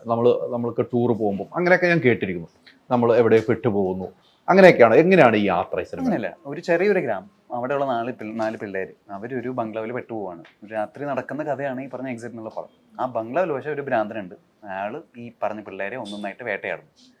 ഭ്രാന്തനെ തിയേറ്ററിൽ പോയി കണ്ടാൽ മതി നിങ്ങള്. അതെ, അല്ല അത് ടീസറിൽ കണ്ടതാ. അല്ല എങ്കിലും ബാക്കി കുറച്ചും കൂടെ കാണണ്ടേ, ഇരിപ്പുണ്ടല്ലോ നമ്മുടെ അടുത്ത്. അപ്പൊ പ്ലോട്ട് വൈസ് അത്രയും സിമ്പിൾ ആണ്, പക്ഷെ അവര് ആ സഫർ ചെയ്യുന്ന ഒരു എക്സ്പീരിയൻസ് ആണ് ആ പടത്തിന്റെ ഒരു ത്രില്ല് കൊടുക്കുന്ന ഒരു ഫാക്ടർ. അപ്പോൾ കുറച്ച് എക്സ്ട്രീമാണ്, കുറച്ച് വയലന്റ് ആണ്, കുറെ ആക്ഷൻ ഉണ്ട്, കുറെ ഹൊറർ എലിമെന്റ്സ് ഉണ്ട്. അപ്പൊ അതുകൊണ്ട് ആ കൂടെ ഒരു എന്താ പറയുക, ഒരു ഭയങ്കര ഒരു എക്സ്പെരിമെന്റ് തന്നെയാണ് എന്നെ ഡയറക്ടർ ഏറ്റെടുത്തിരിക്കുന്ന ഒരു അല്ല, ചാലഞ്ച്. ഇത്തരം ഒരു ചെറിയ സിനിമയെന്ന് നമ്മൾ പറയുന്നുണ്ടെങ്കിലും സിനിമ വലുതാണ്, എല്ലാവർക്കും സിനിമ വലുതാണ്, അവരവരുടെ സംഭവങ്ങൾ വലുതായിട്ടാണ്. അതെ. ഇത്തരം ഒരു ചെറിയ സിനിമകൾക്ക് വേണ്ടത്ര സ്പേസ് കിട്ടുന്നില്ല എന്നൊരു ഒരു അഭിപ്രായമുണ്ടോ തിയേറ്ററിലൊക്കെ? തിയേറ്ററിൽ ഡെഫിനറ്റ്ലി ഏട്ടാ, അതിപ്പോൾ നമുക്ക് ഇപ്പോൾ നമ്മുടെ ഇൻഡസ്ട്രി അങ്ങനെയാണല്ലോ. അപ്പോൾ നമുക്കിപ്പോൾ ഒരു സ്റ്റാർ ഉണ്ടെങ്കിൽ ഉറപ്പായിട്ടും അതിൻ്റെ ഒരു ക്രൗഡ് പുള്ളിങ് പവർ കൂടുതലാണ്. അപ്പോൾ അതുകൊണ്ട് ഇങ്ങനത്തെ ഒരു ചെറിയ പടം ആവുമ്പോൾ അത് തിയേറ്ററിലേക്ക് എത്തിക്കാനും ആൾക്കാരെ അട്രാക്ട് ചെയ്യാനും നമ്മൾ അത്രയധികം നമ്മൾ എന്താ പറയുക കഷ്ടപ്പെടേണ്ടിയിരിക്കുന്നു. അപ്പോൾ ഈ ഒരു പടമാണെങ്കിൽ പോലും നമ്മൾ തമിഴിലും മലയാളത്തിലും രണ്ടിലും ഇറക്കാൻ പ്ലാൻ ചെയ്യുന്ന ഒരു പടമാണ്. അപ്പോൾ അതിന് ഡബിൾ എഫേർട്ട് ഇട്ടാലേ അത് കുറച്ച് പേരെങ്കിലും കാണുള്ളൂ. അപ്പോൾ ഡെഫിനറ്റ്ലി, പക്ഷേ അധ്യയനത്തിൽ പടം നല്ലതാണെങ്കിൽ അത് ആൾക്കാർ കയറും. അല്ല, പടം നല്ലതാണെങ്കിൽ ചെറുതും വലുതുള്ള വ്യത്യാസമില്ല. സിനിമ നല്ലതാണ്, നല്ല സബ്ജക്റ്റ് ആണെങ്കിൽ ആളുകൾ പ്രഷർ കയറുന്നുള്ള കാരണം അതിൽ റിവ്യൂ ഒന്നും അതിനകത്ത് ബാധിക്കില്ല എന്ന കാര്യം ട്രസ്റ്റ് നമുക്ക് ഓഡിയൻസിലുണ്ടല്ലോ. തീർച്ചയായിട്ടും ഉള്ള. ഇതിലൊരു കഥാപാത്രം, നമ്മുടെ ഒരു കഥാപാത്രത്തിലേക്ക് ഈ സിനിമ ഇഷ്ടപ്പെട്ട് കഥാപാത്രത്തിലേക്ക് വരുമ്പോൾ ഇത് ഞാൻ തന്നെ ചെയ്താൽ കൊള്ളാം എന്ന് തോന്നുന്ന ഒരു കാരണം എന്താണ്? സബ്ജക്റ്റ് കേൾക്കുന്നു, ഇഷ്ടപ്പെടുന്നു, എനിക്ക് പറ്റിയ ഒരു കഥാപാത്രമാണെന്ന് നമുക്ക് മനസ്സിൽ തോന്നാൻ ഒരു ആഗ്രഹം ഉണ്ടാവുമല്ലോ, അതെന്തായിരിക്കും? എനിക്ക് ചോദ്യം മനസ്സിലായില്ല. ഈ കഥാപാത്രം ഞാൻ തന്നെ ചെയ്താൽ കൊള്ളാം, എന്നോട് സബ്ജക്ട് ഞാൻ ചെയ്താൽ എനിക്ക് ഇഷ്ടപ്പെടും, അല്ലെങ്കിൽ എന്റെ പ്രേക്ഷകർ ഇഷ്ടപ്പെടും, അങ്ങനെ തോന്നാനുള്ള ഒരു എലമെന്റ് എന്തായിരിക്കും? ഈ കഥയില്ല എക്സിറ്റ് ഇല്ലേ, ഇതെന്തെന്നെ ട്രോളുന്നത് പോലെ ഉണ്ട്. കാരണം കഥ അറിഞ്ഞൂടാ, കഥാപാത്രത്തെ കുറിച്ച് അറിഞ്ഞൂടാ, ഒന്നും അറിയാതെ പോയി അഭിനയിച്ച ഒരാളാണ് ഞാൻ. ചേട്ടൻ இல்ல கொஞ்ச நேரத்துக்கு முன்னாடி தான் உங்களுக்கு கதையே சொல்லிருக்காங்க. അല്ല, കൊഞ്ച നേരத்துக்கு മുന്നാടി ഇല്ല, നേത്ത് நேத்து ഇന്നലെ ഈ സമയത്താണ് കഥ ഞാൻ അറിയുന്നത്. പടം നടിച്ചു മുറിച്ചിട്ട് കഥ കേട്ട തെരിയുത്. ഞാൻ ഇന്നലെയാണ് ഈ കഥ അറിഞ്ഞത്. അപ്പോ അത് ഡയറക്ടറോടുള്ള എന്റെ വിശ്വാസം, ആ വിശ്വാസമാണ് എന്നെ ആ ക്യാരക്ടറിലോട്ട് നയിച്ചത്. ചേട്ടന്റെ ചോദ്യത്തിനുള്ള ഉത്തരം കിട്ടിയോ? തൃപ്തിയായില്ലേ? തൃപ്തി ആയില്ല. എന്തായിരുന്നു ചോദ്യം? റിപ്പീറ്റ്. ഞാൻ തന്നെ ചെയ്താൽ എന്റെ പ്രേക്ഷകർ ഏറ്റെടുക്കുമെന്ന് തോന്നാനുള്ള കഥ തന്നെയാണെന്ന് പറഞ്ഞല്ലോ. കഥ ഞാൻ അറിഞ്ഞത് ഇന്നലെയാണ്. പിന്നെ ഞാൻ എങ്ങനെയാണ് അത് ഏറ്റെടുത്തു എന്നുള്ള എന്റെ ചോദ്യം. അതെന്റെ വിശ്വാസം, ഡയറക്ടറോടുള്ള എന്റെ വിശ്വാസം. ബെസ്റ്റ് ഫ്രണ്ട്സ് ആയിരുന്നില്ലേ? അതെ. അത് പറയൂ. ഓ, അതായിരുന്നോ ചോദ്യം? ചോദ്യം വ്യക്തമായിരുന്നില്ല. ഞാൻ പറഞ്ഞുതരാം. ഞാനും ഇതിന്റെ ഡയറക്ടർ ഷഹീനും ബെസ്റ്റ് ഫ്രണ്ട്സ് ആണ്. സോ ഷഹീന ഒരു മൂവി എടുക്കാൻ പോകുന്നു. അപ്പൊ തീർച്ചയായിട്ടും ഞാൻ അതിലുണ്ടാവണമല്ലോ. ഞാനൊരു ആർട്ടിസ്റ്റ് ആയിരിക്കെ തീർച്ചയായിട്ടും അതിൽ എനിക്ക് അഭിനയിക്കാനായ ഒരു ക്യാരക്ടർ വേണം. അപ്പൊ അതിലൊരു ക്യാരക്ടർ ഉണ്ടായിരുന്നു. പിന്നെ വേറൊരു കാര്യമുണ്ട്, ഈ എക്സിറ്റിൽ പ്രത്യേകിച്ച് ഫീമെയിൽ കഥാപാത്രങ്ങളൊന്നുമില്ല. ഉള്ള ഒരേ ഒരു വ്യക്തി ഞാനാണ്. അപ്പോൾ ഞാൻ അന്ന എന്നുള്ള ഒരു ക്യാരക്ടറാണ് ചെയ്തിട്ടുള്ളത്. പിന്നെ ഞാൻ ചെയ്തിരിക്കുന്നതിൽ ഞാൻ കോൺഫിഡൻ്റ് ആണ്. കാരണം എനിക്ക് തന്നിട്ടുള്ള ഒരു ക്യാരക്ടർ അത് ചെറുതോ വലുതോ ആയിക്കോട്ടെ, എൻ്റെ 100% ഇട്ടിട്ടുണ്ട്. ആൻഡ് അതിൽ ഡയറക്ടർ എന്ന നിലയ്ക്ക് ഷഹീൻ ഓക്കെയാണ്, ഞാനും ഫുള്ളി സാറ്റിസ്ഫൈഡ് ആണ്. കണ്ട നിങ്ങളും കുഴപ്പമില്ല എന്ന് പറഞ്ഞു, നല്ലതാണെന്ന് പറഞ്ഞു. അപ്പൊ പിന്നെ അതാണ് എൻ്റെ ആ ക്യാരക്ടർ ഞാൻ ചെയ്യാനുള്ള കാരണം. വിശ്വാസം, ഒരു ഫ്രണ്ടിനോടുള്ള വിശ്വാസം. வணக்கம், இது என்னோட மலையாளத்தில் டெபியூ ஃபிலிம். தமிழில் பல படங்கள் பண்ணியிருந்தாலும் ஒரு இன்னொரு லாங்குவேஜில் டெபியூவாக பண்ணுறோம் அப்படிங்கிறது எனக்கு ஃபஸ்ட்டு படம் நடிக்கிற ஒரு அந்த ஃபீல்டு, அந்த பதட்டம் தான் இன்னும் இருக்குது. ஸோ February 9th தேட்டர்ஸில் வருது. இதை தயவு செஞ்சு தேட்டரில் போய் இந்த படம் பாருங்கள். ஏன்னா this is theatre experience movie. பேசிக்காக சவுண்ட் எஃபெக்ட்ஸ் வந்து இந்த படத்தில் வந்து ரொம்ப ஒர்க் பண்ணியிருக்கோம். ஸோ அந்த எக்ஸ்பீரியன்ஸ் எல்லாமே உங்களுக்கு தெரியணும், அந்த ஃபீல் எல்லாமே உங்களுக்கு கிடைக்கணும் அப்படின்னா you want to watch this movie in theatres. Please watch this movie in theaters and then appreciate our efforts and all. Thank you so much. തീർച്ചയായിട്ടും പറഞ്ഞതുപോലെ തിയേറ്ററിൽ തന്നെ പോയി കാണണം. ഇനിയും മലയാളത്തിൽ ഒത്തിരി സിനിമ ചെയ്യാൻ താങ്കൾക്ക് അവസരവും ഉണ്ടാകട്ടെ. ரொம்ப നന്ദി. Thank you. ഞങ്ങൾ നിർത്തുന്നില്ല, ഞങ്ങൾ തുടരുന്നു. അപ്പോൾ ഈ പറഞ്ഞതുപോലെ അദ്ദേഹത്തിന് പോകേണ്ട സമയമായി. ഫ്ലൈറ്റ് നമുക്ക് കാത്തിരിക്കില്ലല്ലോ. ഒരു KSRTC ബസ്സാണെങ്കിൽ വിളിച്ചു നിർത്താമായിരുന്നു. അപ്പം അദ്ദേഹം യാത്രയായെങ്കിൽ അദ്ദേഹം വേണ്ടത്ര നല്ല രീതിക്ക് സംസാരിച്ചു എന്നാണ് എനിക്ക് തോന്നുന്നത്, അല്ലേ? നല്ല രീതിയിൽ സംസാരിച്ചു. ആദ്യമായിട്ട് ഒരു മലയാളം പടത്തിന്റെ പ്രൊമോഷനൊക്കെ വന്ന് ഇത്രയധികം ഓപ്പൺ ചെയ്യാന്നൊക്കെ പറഞ്ഞ ഹാറ്റ്സ് ഓഫ്. തീർച്ചയായിട്ടും എന്തായാലും ഫ്രണ്ട് എത്തിയിട്ടുണ്ട്. Best friend. അതെ, ബെസ്റ്റ് ഫ്രണ്ട്. ഒരു വേഷം തന്നിട്ടുണ്ട്. അതെ, കഥ പോലും പറഞ്ഞുതരാതെ അഭിനയിപ്പിച്ച ഡയറക്ടർ. എന്താണ് അങ്ങനെ കഥ പറയാതിരുന്നത്? കഥ പറയാത്തതെന്ന് പറഞ്ഞു കഴിഞ്ഞാൽ റെനീഷ പോവാ കഥ കേട്ടാ? ഞാൻ പലതവണ ചോദിച്ചതാ. അല്ല, എനിക്കൊരു ലേഡി ക്യാരക്ടർ, അതായത് ത്രൂ ഔട്ട് ഇതിലൊരു ലേഡി ക്യാരക്ടർ ഇല്ല. പിന്നെ കുറച്ചുകൂടി ഒന്ന് കംഫർട്ടബിൾ ആയിട്ട് ആ സീക്വൻസ് ചെയ്യാന്ന് പറഞ്ഞ കുറച്ച് സ്ട്രെയിൻ ഉണ്ട്. എനിക്ക് ഇവരുടെ പെർഫോമൻസ്, ഞാൻ പേഴ്സണലി ഞങ്ങൾ ഫ്രണ്ട്സ് ആയതുകൊണ്ട് എൻ്റെ ഇന്നറിൽ നമ്മൾ എന്താണോ ടാലന്റ് നോക്കുന്നത്, അതേപോലെ തന്നെ അവരുടെ ടാലന്റ് എന്താണെന്ന് എനിക്കറിയാം. വ്യക്തമായിട്ട് അവരെ കൊണ്ട് ഈ ക്യാരക്ടർ പുൾ ഓഫ് ചെയ്യാൻ കഴിയും, അപ്പൊ ക്യാരക്ടർ അവരെ കൊണ്ട് പുൾ ഓഫ് ചെയ്യാൻ കഴിയും എന്ന് എനിക്ക് ഉറപ്പായിരുന്നു. ഇവർ ഈ സബ്ജക്റ്റിന്റെ മെയിൻ ഒരു കീ റോളാണ്. അപ്പൊ ഇവരുടെ അടുത്ത് ഈ സബ്ജക്ട്, അതായത് ഇവർക്ക് ബാക്കിയുള്ള ഈ സ്പേസിലൊന്നും ഇമ്പോർട്ടൻസ് ഇല്ല. പക്ഷെ ഇവർ ചെയ്യുന്ന ഒരു ആക്ടിവിറ്റിയിലാണ് ഈ പരിപാടി മൊത്തം നടക്കുന്നത്. അപ്പൊ അവർ എന്താണ് ചെയ്യേണ്ടത് ഞാൻ വ്യക്തമായിട്ട് പറഞ്ഞു കൊടുത്തിട്ടുണ്ടായിരുന്നു. പിന്നെ ആ ഒരു കോർഡിനേഷൻ ഉണ്ടല്ലോ, നമുക്ക് കിട്ടും ഈ സാധനം അവരെ ഇന്ന് ചെയ്തു കഴിഞ്ഞാൽ കറക്റ്റായിട്ട് കിട്ടുമെന്ന് എനിക്ക് ഉറപ്പായിരുന്നു. പിന്നെ ഞാൻ കഥ ഒരുപാട് പേരെടുത്ത് എനിക്ക് പുറത്ത് റിവീൽ ചെയ്യാനായിട്ട് താല്പര്യം ഉണ്ടായിരുന്നില്ല. അപ്പൊ എന്നിലൂടെ അത് പുറത്തു പോകുന്നാണോ നീ പേടിച്ചത്? കണ്ടോ, ഒരു ഫ്രണ്ടിന്റെ ഭയം ആലോചിക്കണം. ശരിയാ, ഇത്രത്തോളം വിശ്വാസം ഉണ്ടായിരുന്നു. പക്ഷെ ഇതേ വിശ്വാസത്തിന്റെ പുറത്ത് ഞാൻ ഈ പടം വന്ന് ചെയ്തേ. ഭയങ്കര പ്രശ്നമാണ്. ഇത്രയും ബെസ്റ്റ് ഫ്രണ്ട് ആയിട്ട് പോലും പുറത്ത് കഥ പറയുന്ന ഒരു ഭയം ഡയറക്ടർ. എന്ത് ചെയ്യാനാ? മുൻ അനുഭവം എന്തെങ്കിലും ഉണ്ടോ അങ്ങനെ എന്തെങ്കിലും? ഉണ്ട് അനുഭവം പറയും. അപ്പൊ അത്രേ ഉള്ളൂ. അല്ലല്ല, അനുഭവം പറയാൻ മാത്രമൊന്നുമില്ല. അത് സ്വാഭാവികം, അവളുടെ ക്യാരക്ടർ എന്താന്നുള്ളത് എനിക്ക് വ്യക്തമായിട്ട് അറിയാം. പിന്നെ അതുകൊണ്ട് മാത്രമല്ല ഞാൻ കഥ പറയാതിരുന്നത്. പറയും, പുറത്ത് പറയും. എന്റെ ക്യാരക്ടർ അറിയണോണ്ടാണ് നീ അങ്ങനെ പറയാതിരുന്നത്. എന്തോടോ ഞാൻ പറയാലോ, അവൾക്ക് കറക്റ്റായിട്ട് ആ ക്യാരക്ടർ ചെയ്യാൻ പറ്റും എന്ന് എനിക്കൊരു ഉറപ്പുണ്ടായിരുന്നു, വിശ്വാസം ഉണ്ടായിരുന്നു. അവള് വന്നു, ചെയ്തു, സ്ഥലങ്ങളിലേക്ക് വിട്ടു. അടുത്ത പരിപാടി സാറില്ല, ഈ ഇന്റർവ്യൂ ഒന്ന് കഴിയട്ടെ, എന്നിട്ട് കാണാം ഇവനെ. പറഞ്ഞു വിട്ടു, ആ സീൻ കഴിഞ്ഞു അപ്പൊ തന്നെ പറഞ്ഞു വിട്ടു എന്നൂടെ ഒരു വാക്ക് പറഞ്ഞു കേട്ടോ. അത് ശരിയാ, രാത്രിക്ക് രാത്രി എന്നെ പറഞ്ഞു വിട്ടു. ഓക്കെ, നമുക്ക് അടുത്ത ചോദിച്ചു.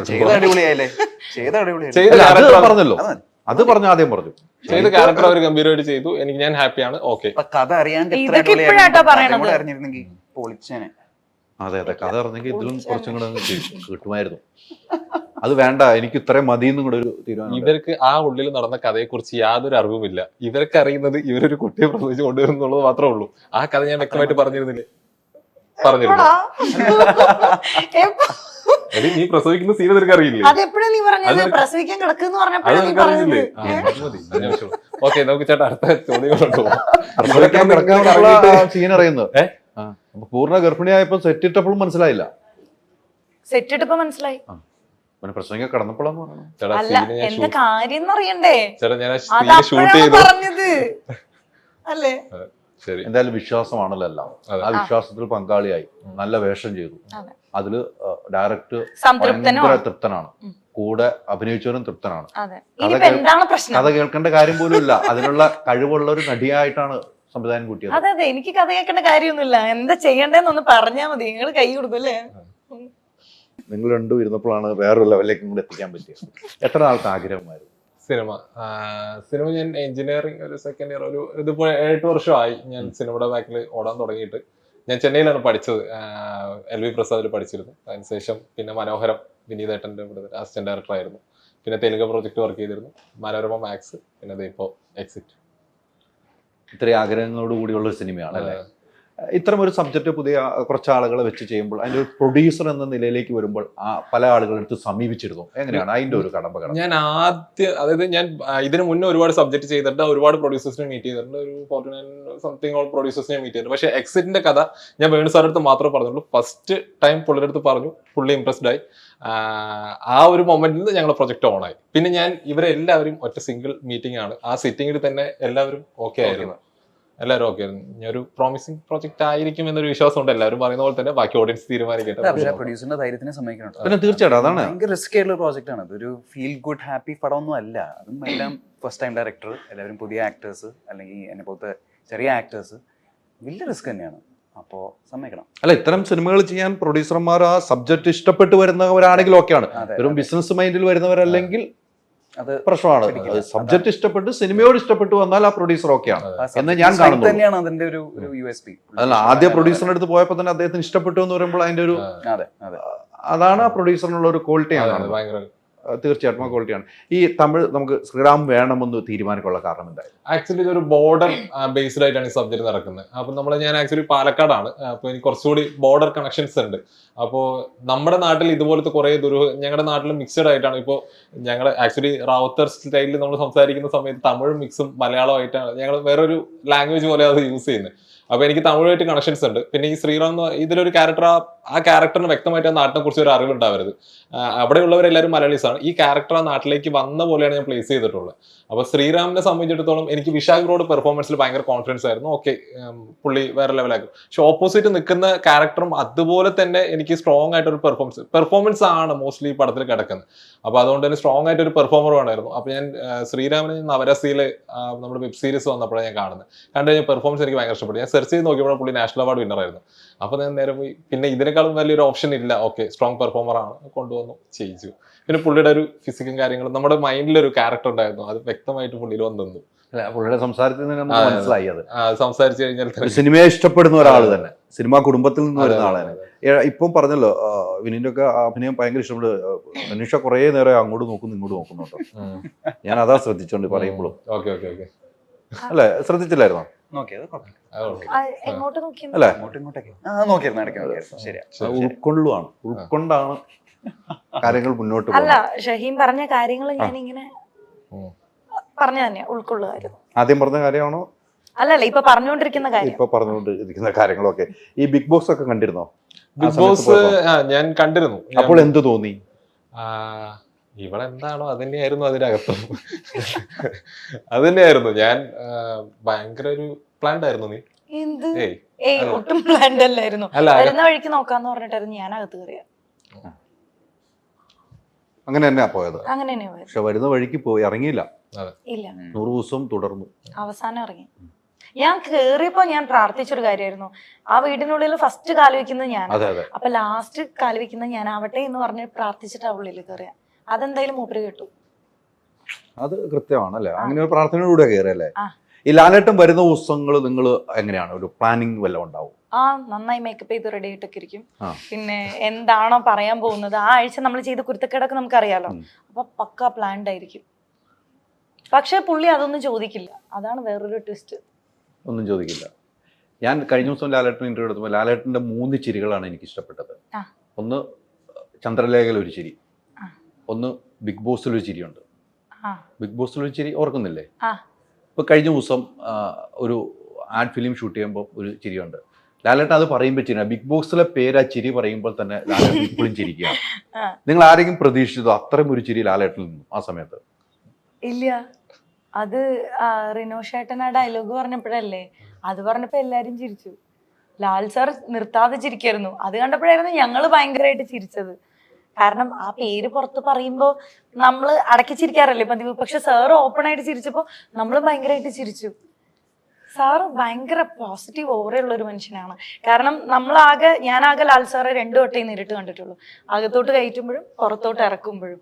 അപ്പോൾ സാറ് അടുത്ത് നിൽക്കുമ്പോൾ നമുക്ക് ആ ഒരു ഓറ മനസ്സിലാവും. പക്ഷെ എന്തൊരു ഹമ്പിളാണ്. നമ്മൾ പുറത്തിറങ്ങുന്ന സമയത്ത് മഴയുണ്ടായിരുന്നു, അപ്പൊ എൻ്റെ ആണെങ്കിൽ വലിയ ഗൗണാ, അപ്പൊ ലാൽ സാറാണ് ഗൗണ് പിടിച്ചിരുന്നത്. അപ്പൊ ഞാനിങ്ങനെ ഭയങ്കര ഫാന്റസി വേൾഡിലൊക്കെ എത്തിയ പോലെ, ഓ ലാൽ സാറ് ഉടുപ്പൊക്കെ പിടിച്ചിരുന്നു. ശരിക്കും എനിക്ക് അങ്ങനെ ഒരു ഫീൽ ആയിരുന്നു. അത് കഴിഞ്ഞ് ഇന്നോവയിൽ കയറുന്നത് വരെ കൈ ദിപ്പുള്ള പോലെ ഭയങ്കര മരവിപ്പായിരുന്നു. അത് കഴിഞ്ഞ് ഞാൻ അഖിലേട്ടനെയൊക്കെ നോക്കി, ഓക്കെ കഴിഞ്ഞല്ലേ 100 ദിവസം, ഓക്കെ ലാസ്റ്റ് പോവാണ്. എനിക്ക് അങ്ങനെ ഒരു ഫീൽ ആയിരുന്നു. എന്തൊരു മനുഷ്യനാണ്. ഏറ്റവും ദേഷ്യമുള്ള ഒരു വ്യക്തി ആരായിരുന്നു അവിടെ ഏതിലാ? ബിഗ് ബോസിൽ. ദേഷ്യമുള്ള ഒരു വ്യക്തിയാ? അതിനകത്ത് നിൽക്കുന്ന സമയത്ത് എനിക്കൊരു ഇനീഷ്യൽ ഡേയ്സിലൊക്കെ എനിക്ക് നാദിറയോട് ഭയങ്കര ദേഷ്യമായിരുന്നു. നാദിറ എനിക്ക് ഭയങ്കര ദേഷ്യമായിരുന്നു. അത് നാദിറയ്ക്ക് തന്നെ അറിയാം, ഞാൻ പറഞ്ഞിട്ടുള്ളതാ.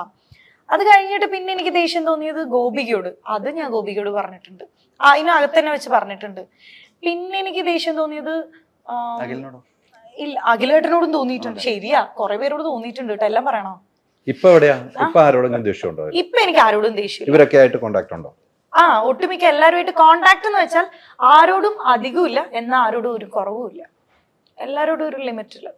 അഖില് വിൻ ചെയ്യുന്ന ഉറപ്പിച്ചാണോ ലാസ്റ്റ് സമയത്തിയപ്പോൾ കണ്ടത്?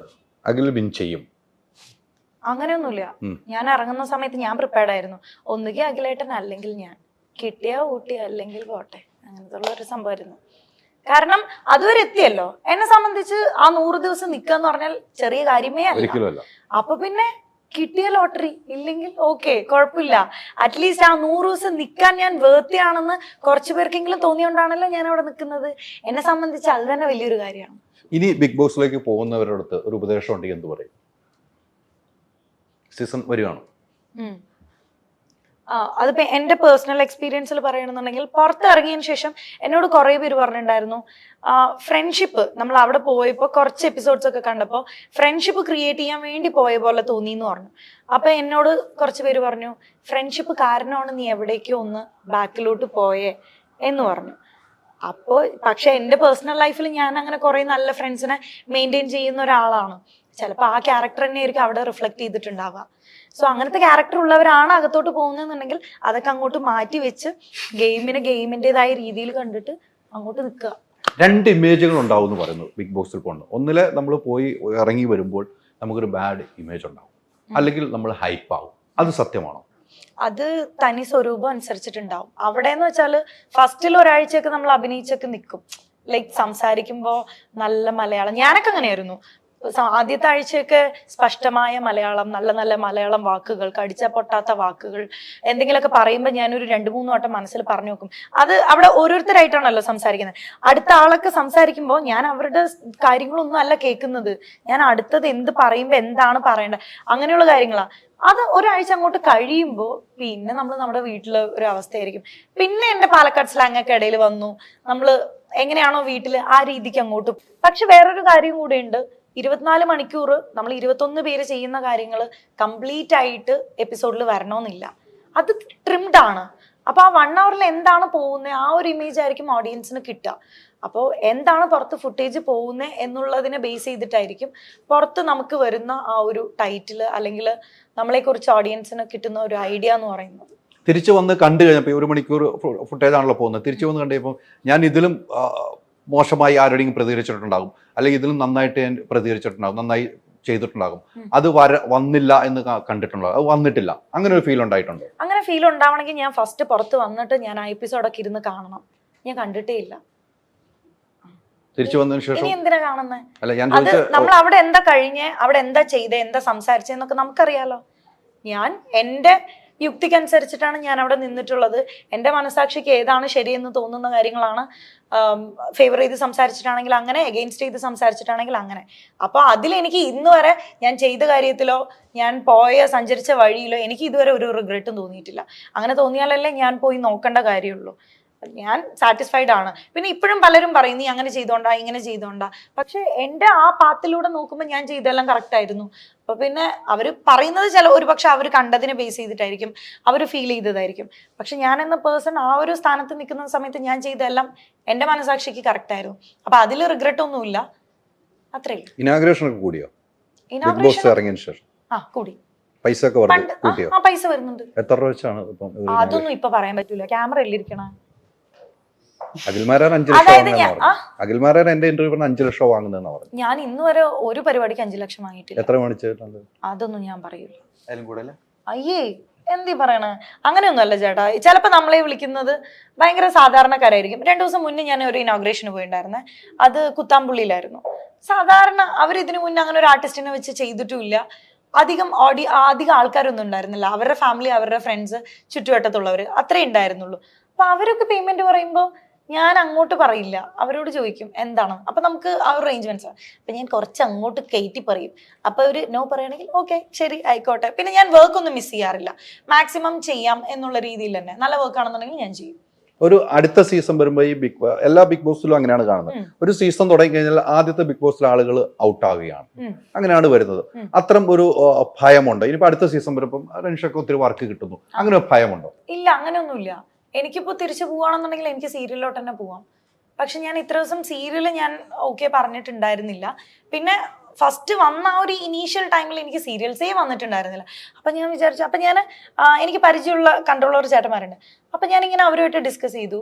അങ്ങനെ ഒന്നും ആരും വരുന്നില്ല. പക്ഷെ ഞാൻ കേട്ടിട്ടുള്ളത് ബിഗ് ബോസ് കഴിയുമെന്ന് വെച്ചാൽ ഒരുപാട് ഓപ്പർച്യൂണിറ്റീസ് ഇങ്ങനെ കുന്നുകണക്കിന് വരും, അങ്ങനെയൊക്കെയാണ് നമ്മൾ വിചാരിച്ചത്. ഒരുപാട് ആഗ്രഹിച്ച് എൻ്റെ മനസ്സിലും അങ്ങനെ ഉണ്ടായിരുന്നേ, ഒരുപാട് മൂവീസ് വരും അല്ലെങ്കിൽ ഒരുപാട് ഓഫേഴ്സ് വരുമെന്ന്. പക്ഷെ അതൊന്നും അല്ല, അതൊക്കെ നമ്മുടെ തെറ്റായ നോഷനായിരുന്നു. പിന്നെയാണ് മനസ്സിലായത് ഒരുപക്ഷെ നീ ബിഗ് ബോസ് ഒക്കെ കഴിഞ്ഞല്ലേ, ഇനി നീ മൂവിയിലോട്ട് മാത്രം കോൺസെൻട്രേറ്റ് ചെയ്യും എന്ന് വിചാരിച്ചിട്ടാവും സീരിയൽ വരാത്തെ എന്നുള്ളതായിരുന്നു. അതിനുശേഷം നമുക്ക് സീരിയൽസ് വന്നു തുടങ്ങി. പക്ഷെ അപ്പം ഞാൻ ഒന്നും കമ്മിറ്റ് ചെയ്തില്ല. അത് വേറെ കുറച്ച് കാര്യങ്ങളുണ്ട്. കാരണം ഏഷ്യനെറ്റുമായിട്ടുള്ള കോൺട്രാക്റ്റ് ഒക്കെ ഉള്ളത് കാരണം നമുക്ക് വേറെ ചാനൽസ് ഒന്നും ചെയ്യാൻ പാടില്ല ഒരു സർട്ടൈൻ മന്ത്സ്. അത് നമ്മൾ നേരത്തെ എഗ്രിമെന്റിൽ ചെയ്ത ഒരു കാര്യമാണ്. അപ്പം ഇപ്പോൾ സീരിയൽസ് വരുന്നുണ്ട്, പക്ഷെ ഞാൻ ഇതും ജോയിൻ ചെയ്തില്ല, ഒന്നും കമ്മിറ്റും ചെയ്തില്ല.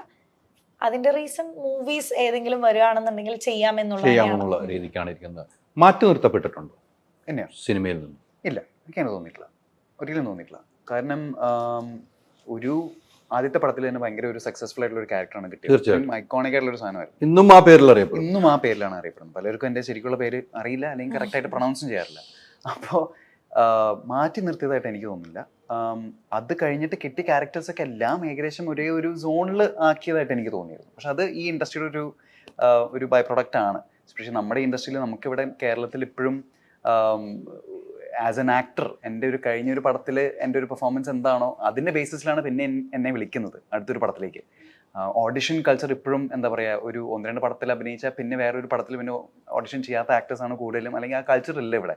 സ്ക്രീൻ ടെസ്റ്റിംഗ് എന്നുള്ള കൾച്ചർ ഇല്ല. അപ്പോൾ ആസ് എൻ ആക്ടർ എനിക്ക് പ്രൂവ് ചെയ്യാൻ കുറച്ച് ബുദ്ധിമുട്ടായിരുന്നു ആ സമയത്ത്. അത് കുറച്ച് ഡിപ്രസിങ് ആയിരുന്നു കേട്ടോ, to be very honest with you. ആ സമയത്ത് കുറച്ച് ഡൗൺ ആയിരുന്നു, മെൻ്റലി കുറച്ച് ഡൗൺ ആയിരുന്നു. ഈ ഒരു കരിയർ ഡിസിഷനും എങ്ങോട്ടാണ് ഈ പോകുന്നതെന്നുള്ളത് ഭയങ്കരമായിട്ട് ക്വസ്റ്റ്യൻ ചെയ്തായിരുന്നു. ഇരുന്നപ്പോൾ കൈ പിടിക്കാൻ ആരായിരുന്നു ഉണ്ടായിരുന്നത്? ഇരുന്നപ്പോൾ കൈ പിടിക്കാനായിരുന്നു ഫാമിലി ആൻഡ് വളരെ ക്ലോസ് ആയിട്ട് നമ്മുടെ കുറച്ച് ഫ്രണ്ട്സ് ഉണ്ടായിരുന്നു. അത് ഭയങ്കരമായിട്ട് ഹെൽപ്പ് ചെയ്തു. പിന്നെ എൻ്റെ വൈഫ് ഇവിടെ വന്നിട്ടുണ്ട്. വൈഫ് ഭയങ്കരമായിട്ട് ഹെൽപ്പ് ചെയ്തു. ഈ ഒരു പറഞ്ഞ തിരിച്ചു വരവ് എന്ന് പറയുന്ന ഒരു സാധനത്തിൽ ശരിക്കും കൈ പിടിച്ച് പൊക്കിയെടുത്തത് തന്നെ വൈഫാണ്. ഡ്യൂറിങ് ദാറ്റ് ഫേസ് സത്യം പറഞ്ഞാൽ അതിൽ ഉണ്ടായ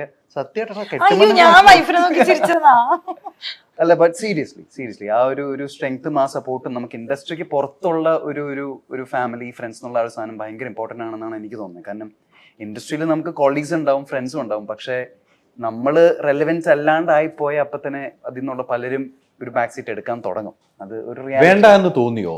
എന്ത് തിരിച്ചു വരവിൽ ഒരു ഡൗട്ട് വന്നപ്പോൾ വേണ്ട എന്ന് തോന്നി? ഒരിക്കലുമില്ല. ഇതിപ്പോൾ എത്ര കഷ്ടപ്പെട്ടാലും കുഴപ്പമില്ല. കാരണം എനിക്കിത് വേറെ നല്ല ജോലിയും നല്ല ശമ്പളവും ഒക്കെ ഉണ്ടായിരുന്നതാണ്. അതെല്ലാം വേണ്ടെന്ന് വെച്ചിട്ടാണ് ഈ പണിക്ക് ഇറങ്ങിയത്. അപ്പോൾ ഇതില്ലാണ്ടും അതിലൊരു കുറ്റബോധം തോന്നിയിരുന്നോ? ഒരിക്കലുമില്ല. വീട്ടിൽ പ്രശ്നം ഉണ്ടായിരുന്നു, കുറ്റബോധം ഒരിക്കലും തോന്നിയിട്ടില്ല. ഇനിയിപ്പോൾ ഇതിനേക്കാളും കഷ്ടപ്പാടും ഇതിൽ സഹിക്കണമെങ്കിൽ സഹിക്കാനും തയ്യാറാണ്. കാരണം അത്രയും കോൺഫിഡൻസ് ഉണ്ട് എന്നിലും. ഇതല്ലെങ്കിൽ വേറൊരു മാർഗവും അത്രയും കഷ്ടപ്പാടാണെങ്കിൽ ഇപ്പോൾ എന്താ പറയുക, ജീവിച്ചു പോകാനും എനിക്കറിയാം. പക്ഷെ അതിന്റെ ആവശ്യമില്ല എന്നാണ് എന്റെ ബലമായ വിശ്വാസം. ജീവിച്ചു പോകാൻ അറിയാവുന്നതുകൊണ്ട് വൈഫ് കൂടെ നിന്ന് എനിക്ക് തോന്നുന്നു. ഉറപ്പായിട്ടും ഇതില്ലെങ്കിൽ അടുത്തതിൽ എന്റെ ഹസ്ബൻഡ് ഓക്കെയാണ്, എന്നെ നോക്കിക്കോളും. ആ ഒരു ധൈര്യമായിരിക്കും വൈഫിനോട്. നല്ല ജോലിയൊക്കെ ഉണ്ട്, അപ്പൊ അതുകൊണ്ട് നമുക്കൊരു ധൈര്യമാണ്. ധൈര്യമായിരിക്കും, അത് തന്നെയാണ്. പക്ഷെ ഞാൻ നേരത്തെ പറഞ്ഞത് ഒത്തിരിയായി കണ്ടിട്ട്, നമ്മൾ എത്രയോ ഇന്റർവ്യൂസ് എടുത്തു, ഞാൻ ഒത്തിരിയായി കണ്ടിട്ട് ഇന്ന് വന്നപ്പോ തന്നെ എനിക്ക് ഓണസ്റ്റ്ലി അത് നല്ലൊരു കാര്യമായിട്ട് എനിക്ക് തോന്നുന്നു. കാരണം ആ കുപ്പി എന്നുള്ള ആ സാധനം എടുത്ത് മാറ്റി വെച്ച് ഒരു ഫ്രഷ് സ്റ്റാർട്ട് വെച്ച് ഇങ്ങനത്തെ ക്യാരക്ടേഴ്സ് ഒക്കെ വെച്ചാണ് തിരിച്ചു വരാൻ പോകുന്നത്. ഇനിയിപ്പോൾ വരാൻ പോകുന്നത് സഞ്ജയ് ഗാന്ധി ആയിട്ടാണ്. പിന്നെ വരാൻ പോകുന്നത് യഷ്രാജിൽ റൊമാൻറ്റിക് ഹീറോ ആയിട്ട്, സൈജു ശ്രീധറിന്റെ നായകനായിട്ട്. അപ്പം അങ്ങനെ കുറേ നല്ല അടിപൊളി പ്രോജക്ട്സ് ലൈൻഡ് അപ്പ് ആണ്. അപ്പം അതൊക്കെ ഇറങ്ങിയ ആൾക്കാരുടെ ഈ ഇമേജ് മാറാൻ വെയിറ്റ് ചെയ്തിരിക്കുകയാണ് ഞാൻ. എങ്കിലും നമ്മൾ ആ പേര് മാറ്റണ്ട. ആ പേര് നമ്മളെ വളർത്തിയതും നമ്മളെ ജീവിച്ചതും നമ്മളെ പ്രേക്ഷകരുടെ മുമ്പിൽ ഇപ്പോഴും ഇരിക്കുന്ന ആ പേര് തന്നെയാണ്. ഡെഫിനറ്റ്ലി അതൊരു ഭാഗ്യമായിട്ടാണ്, അത് ഭാഗ്യമാണ്. ഇപ്പോൾ ആരാണെങ്കിലും ഇപ്പോൾ ചിയാൻ വിക്രം, ജയം രവി അല്ലേ, അപ്പോൾ അതൊരു ഭാഗ്യമാണ്. അത് അങ്ങനെ തന്നെ ഇരിക്കട്ടെ. ഇനിയും നല്ല നല്ല സിനിമകൾ ചെയ്യണം. ഇതിന്റെ മ്യൂസിക്കും ക്യാമറയും ഒന്ന് പറയും. മ്യൂസിക് നമുക്ക് ധനുഷ് ഹരികുമാർ. മ്യൂസിക് ഇമ്പോർട്ടൻ്റ് ഉള്ള സിനിമയാണത്. മ്യൂസിക്കിന് മാത്രമല്ല സൗണ്ടിനാണ് ഞങ്ങൾക്ക് ഏറ്റവും കൂടുതൽ ഭയങ്കരമായിട്ട് ഇമ്പോർട്ടൻസ് ആയിട്ട് വന്നത്. കാരണം കുറെ സ്ഥലങ്ങൾ ഭയങ്കര ത്രില്ലിംഗ് എലമെന്റ്സ് ആയതുകൊണ്ട് ഭയങ്കര സൈലൻസ് ഒക്കെ നമുക്ക് കീപ്പ് ചെയ്യേണ്ടി വന്നിട്ടുണ്ട്. അപ്പൊ രംഗനാഥ് സാറാണ് അത് ചെയ്തത്. രംഗനാഥ് സാർ അല്ലാതെ വേറെ ആരും ഇത് കൈവച്ചാൽ ഇത്രയും സേഫ് ആവുമെന്ന് എനിക്ക് തോന്നുന്നില്ല. ഭയങ്കര റിസ്കി ആയിരുന്നു. ആ ചങ്ങലയൊക്കെ ഓരോ കണ്ണി വീഴുമ്പോൾ ഈ സൗണ്ട് വരണം. അതില് രംഗനാഥ് സാർ ഞെട്ടിച്ചു. പിന്നെ നിഷാദിക്കാണ് എഡിറ്റ് ചെയ്തത്. നിഷാദ് യൂസഫ് നമ്മുടെ തല്ലുമാരുടെ സൂപ്പറാണല്ലോ. നിഷാദൊക്കെ പിന്നെ എഡിറ്റിംഗ് പറഞ്ഞിട്ട് പുള്ളിക്ക് ആദ്യം സിനിമ കണ്ടു കഴിഞ്ഞാൽ പുള്ളി ഒരു ടാർഗറ്റ് ഫിക്സ് ചെയ്യും. ഓക്കെ, ഇതാണ് ഈ സിനിമ എന്നുള്ളത് പുള്ളി ഫിക്സ് ചെയ്ത് പുള്ളി എഡിറ്റ് ചെയ്ത് മാജിക് കാണിക്കുമ്പോൾ നമ്മൾ അങ്ങനെ എല്ലാവരും ഡിപ്പാർട്ട്മെന്റ്സ് വൈസ് പടം കഴിഞ്ഞതിന് ശേഷം ഇവരൊക്കെ ജോയിൻ ചെയ്യുന്നത്. ഞാൻ പടം ഷൂട്ട് ചെയ്ത് കഴിഞ്ഞിട്ട് ഇവരെ കൊണ്ട് കാണിച്ചിട്ടാണ് ഇവരെല്ലാവരും. അങ്ങനെയാണ്. അതെ. സ്റ്റാർട്ടിങ്ങിൽ തന്നെ നമ്മളൊരു പുതിയ ആൾക്കാരാണ്. അപ്പൊ ഞാൻ പടം ഉണ്ടാവുമെന്ന് നമുക്കൊരു പറയാൻ. അപ്പൊ നമ്മൾ ഷൂട്ട് ചെയ്ത DOP റിയാസ് നിജാമുദ്ദീൻ എന്ന് പറഞ്ഞിട്ട് നമ്മുടെ ദൃശ്യത്തിന് മോഹൻലാലിനോട് ഇങ്ങനെ വർക്ക് ചെയ്ത അസിസ്റ്റന്റ് ഇങ്ങനെ വർക്ക് ചെയ്തെന്ന് റിയാസ് നിജാമുദ്ദീൻ. പുള്ളിയും എന്റെ ബെസ്റ്റ് കൂട്ടുകാരൻ, റനീഷെ പോലെ തന്നെ അടുത്തൊരു വേറൊരു കൂട്ടുകാരാണ്. അവരും ഇതിൽ ഇൻഡിപെൻഡന്റ് ആവുകയാണ്. അവരും നന്നായി ചെയ്തിട്ടുണ്ട്. എന്തായാലും ഫ്രണ്ട്സുകളെ ചേർത്ത് പിടിച്ചു. അതൊരു നല്ലൊരു ക്വാളിറ്റിയാണ് കേട്ടോ. മാത്രമല്ല ഈ പറഞ്ഞ പോലെ സിനിമ തിയേറ്ററിൽ പോയി കണ്ട സിനിമ തിയേറ്റർ എക്സ്പീരിയൻസ് ആണ്. ഇപ്പോൾ ആ ചങ്ങല കിളുമ്പോ പോലുള്ള ഒരു സൗണ്ട് എഫക്റ്റ് പറഞ്ഞെങ്കിൽ തിയേറ്ററിൽ തന്നെ കണ്ടാലേ നമുക്ക് കിട്ടുള്ളൂ. അതിനൊരു മാറ്റമില്ല. അപ്പം ധൈര്യമായിട്ട് ടിക്കറ്റ് എടുക്കാം. പ്രേക്ഷകർക്ക് അഭിപ്രായം പറയാനുള്ള സ്വാതന്ത്ര്യമുണ്ട്. നിങ്ങൾക്ക് ഇഷ്ടമായാൽ നല്ലതെന്ന് പറയാം, ഇല്ലെങ്കിൽ എന്താണ് പ്രശ്നമെന്ന് ഈ പുതിയ ഡയറക്ടറിൻ്റെ അടുത്ത് ഓപ്പണായിട്ട് പറയാം. 2024 ഒരു ഡയറക്ടറെ ഞങ്ങൾക്ക് കിട്ടിയിരിക്കുന്നു മലയാള സിനിമയ്ക്ക്. ഈ പേര് പോലെ തന്നെ നല്ല വഴിയിലൂടെ യാത്ര ചെയ്യട്ടെ. ഒത്തിരി സന്തോഷം. Thank you. Thank you so much.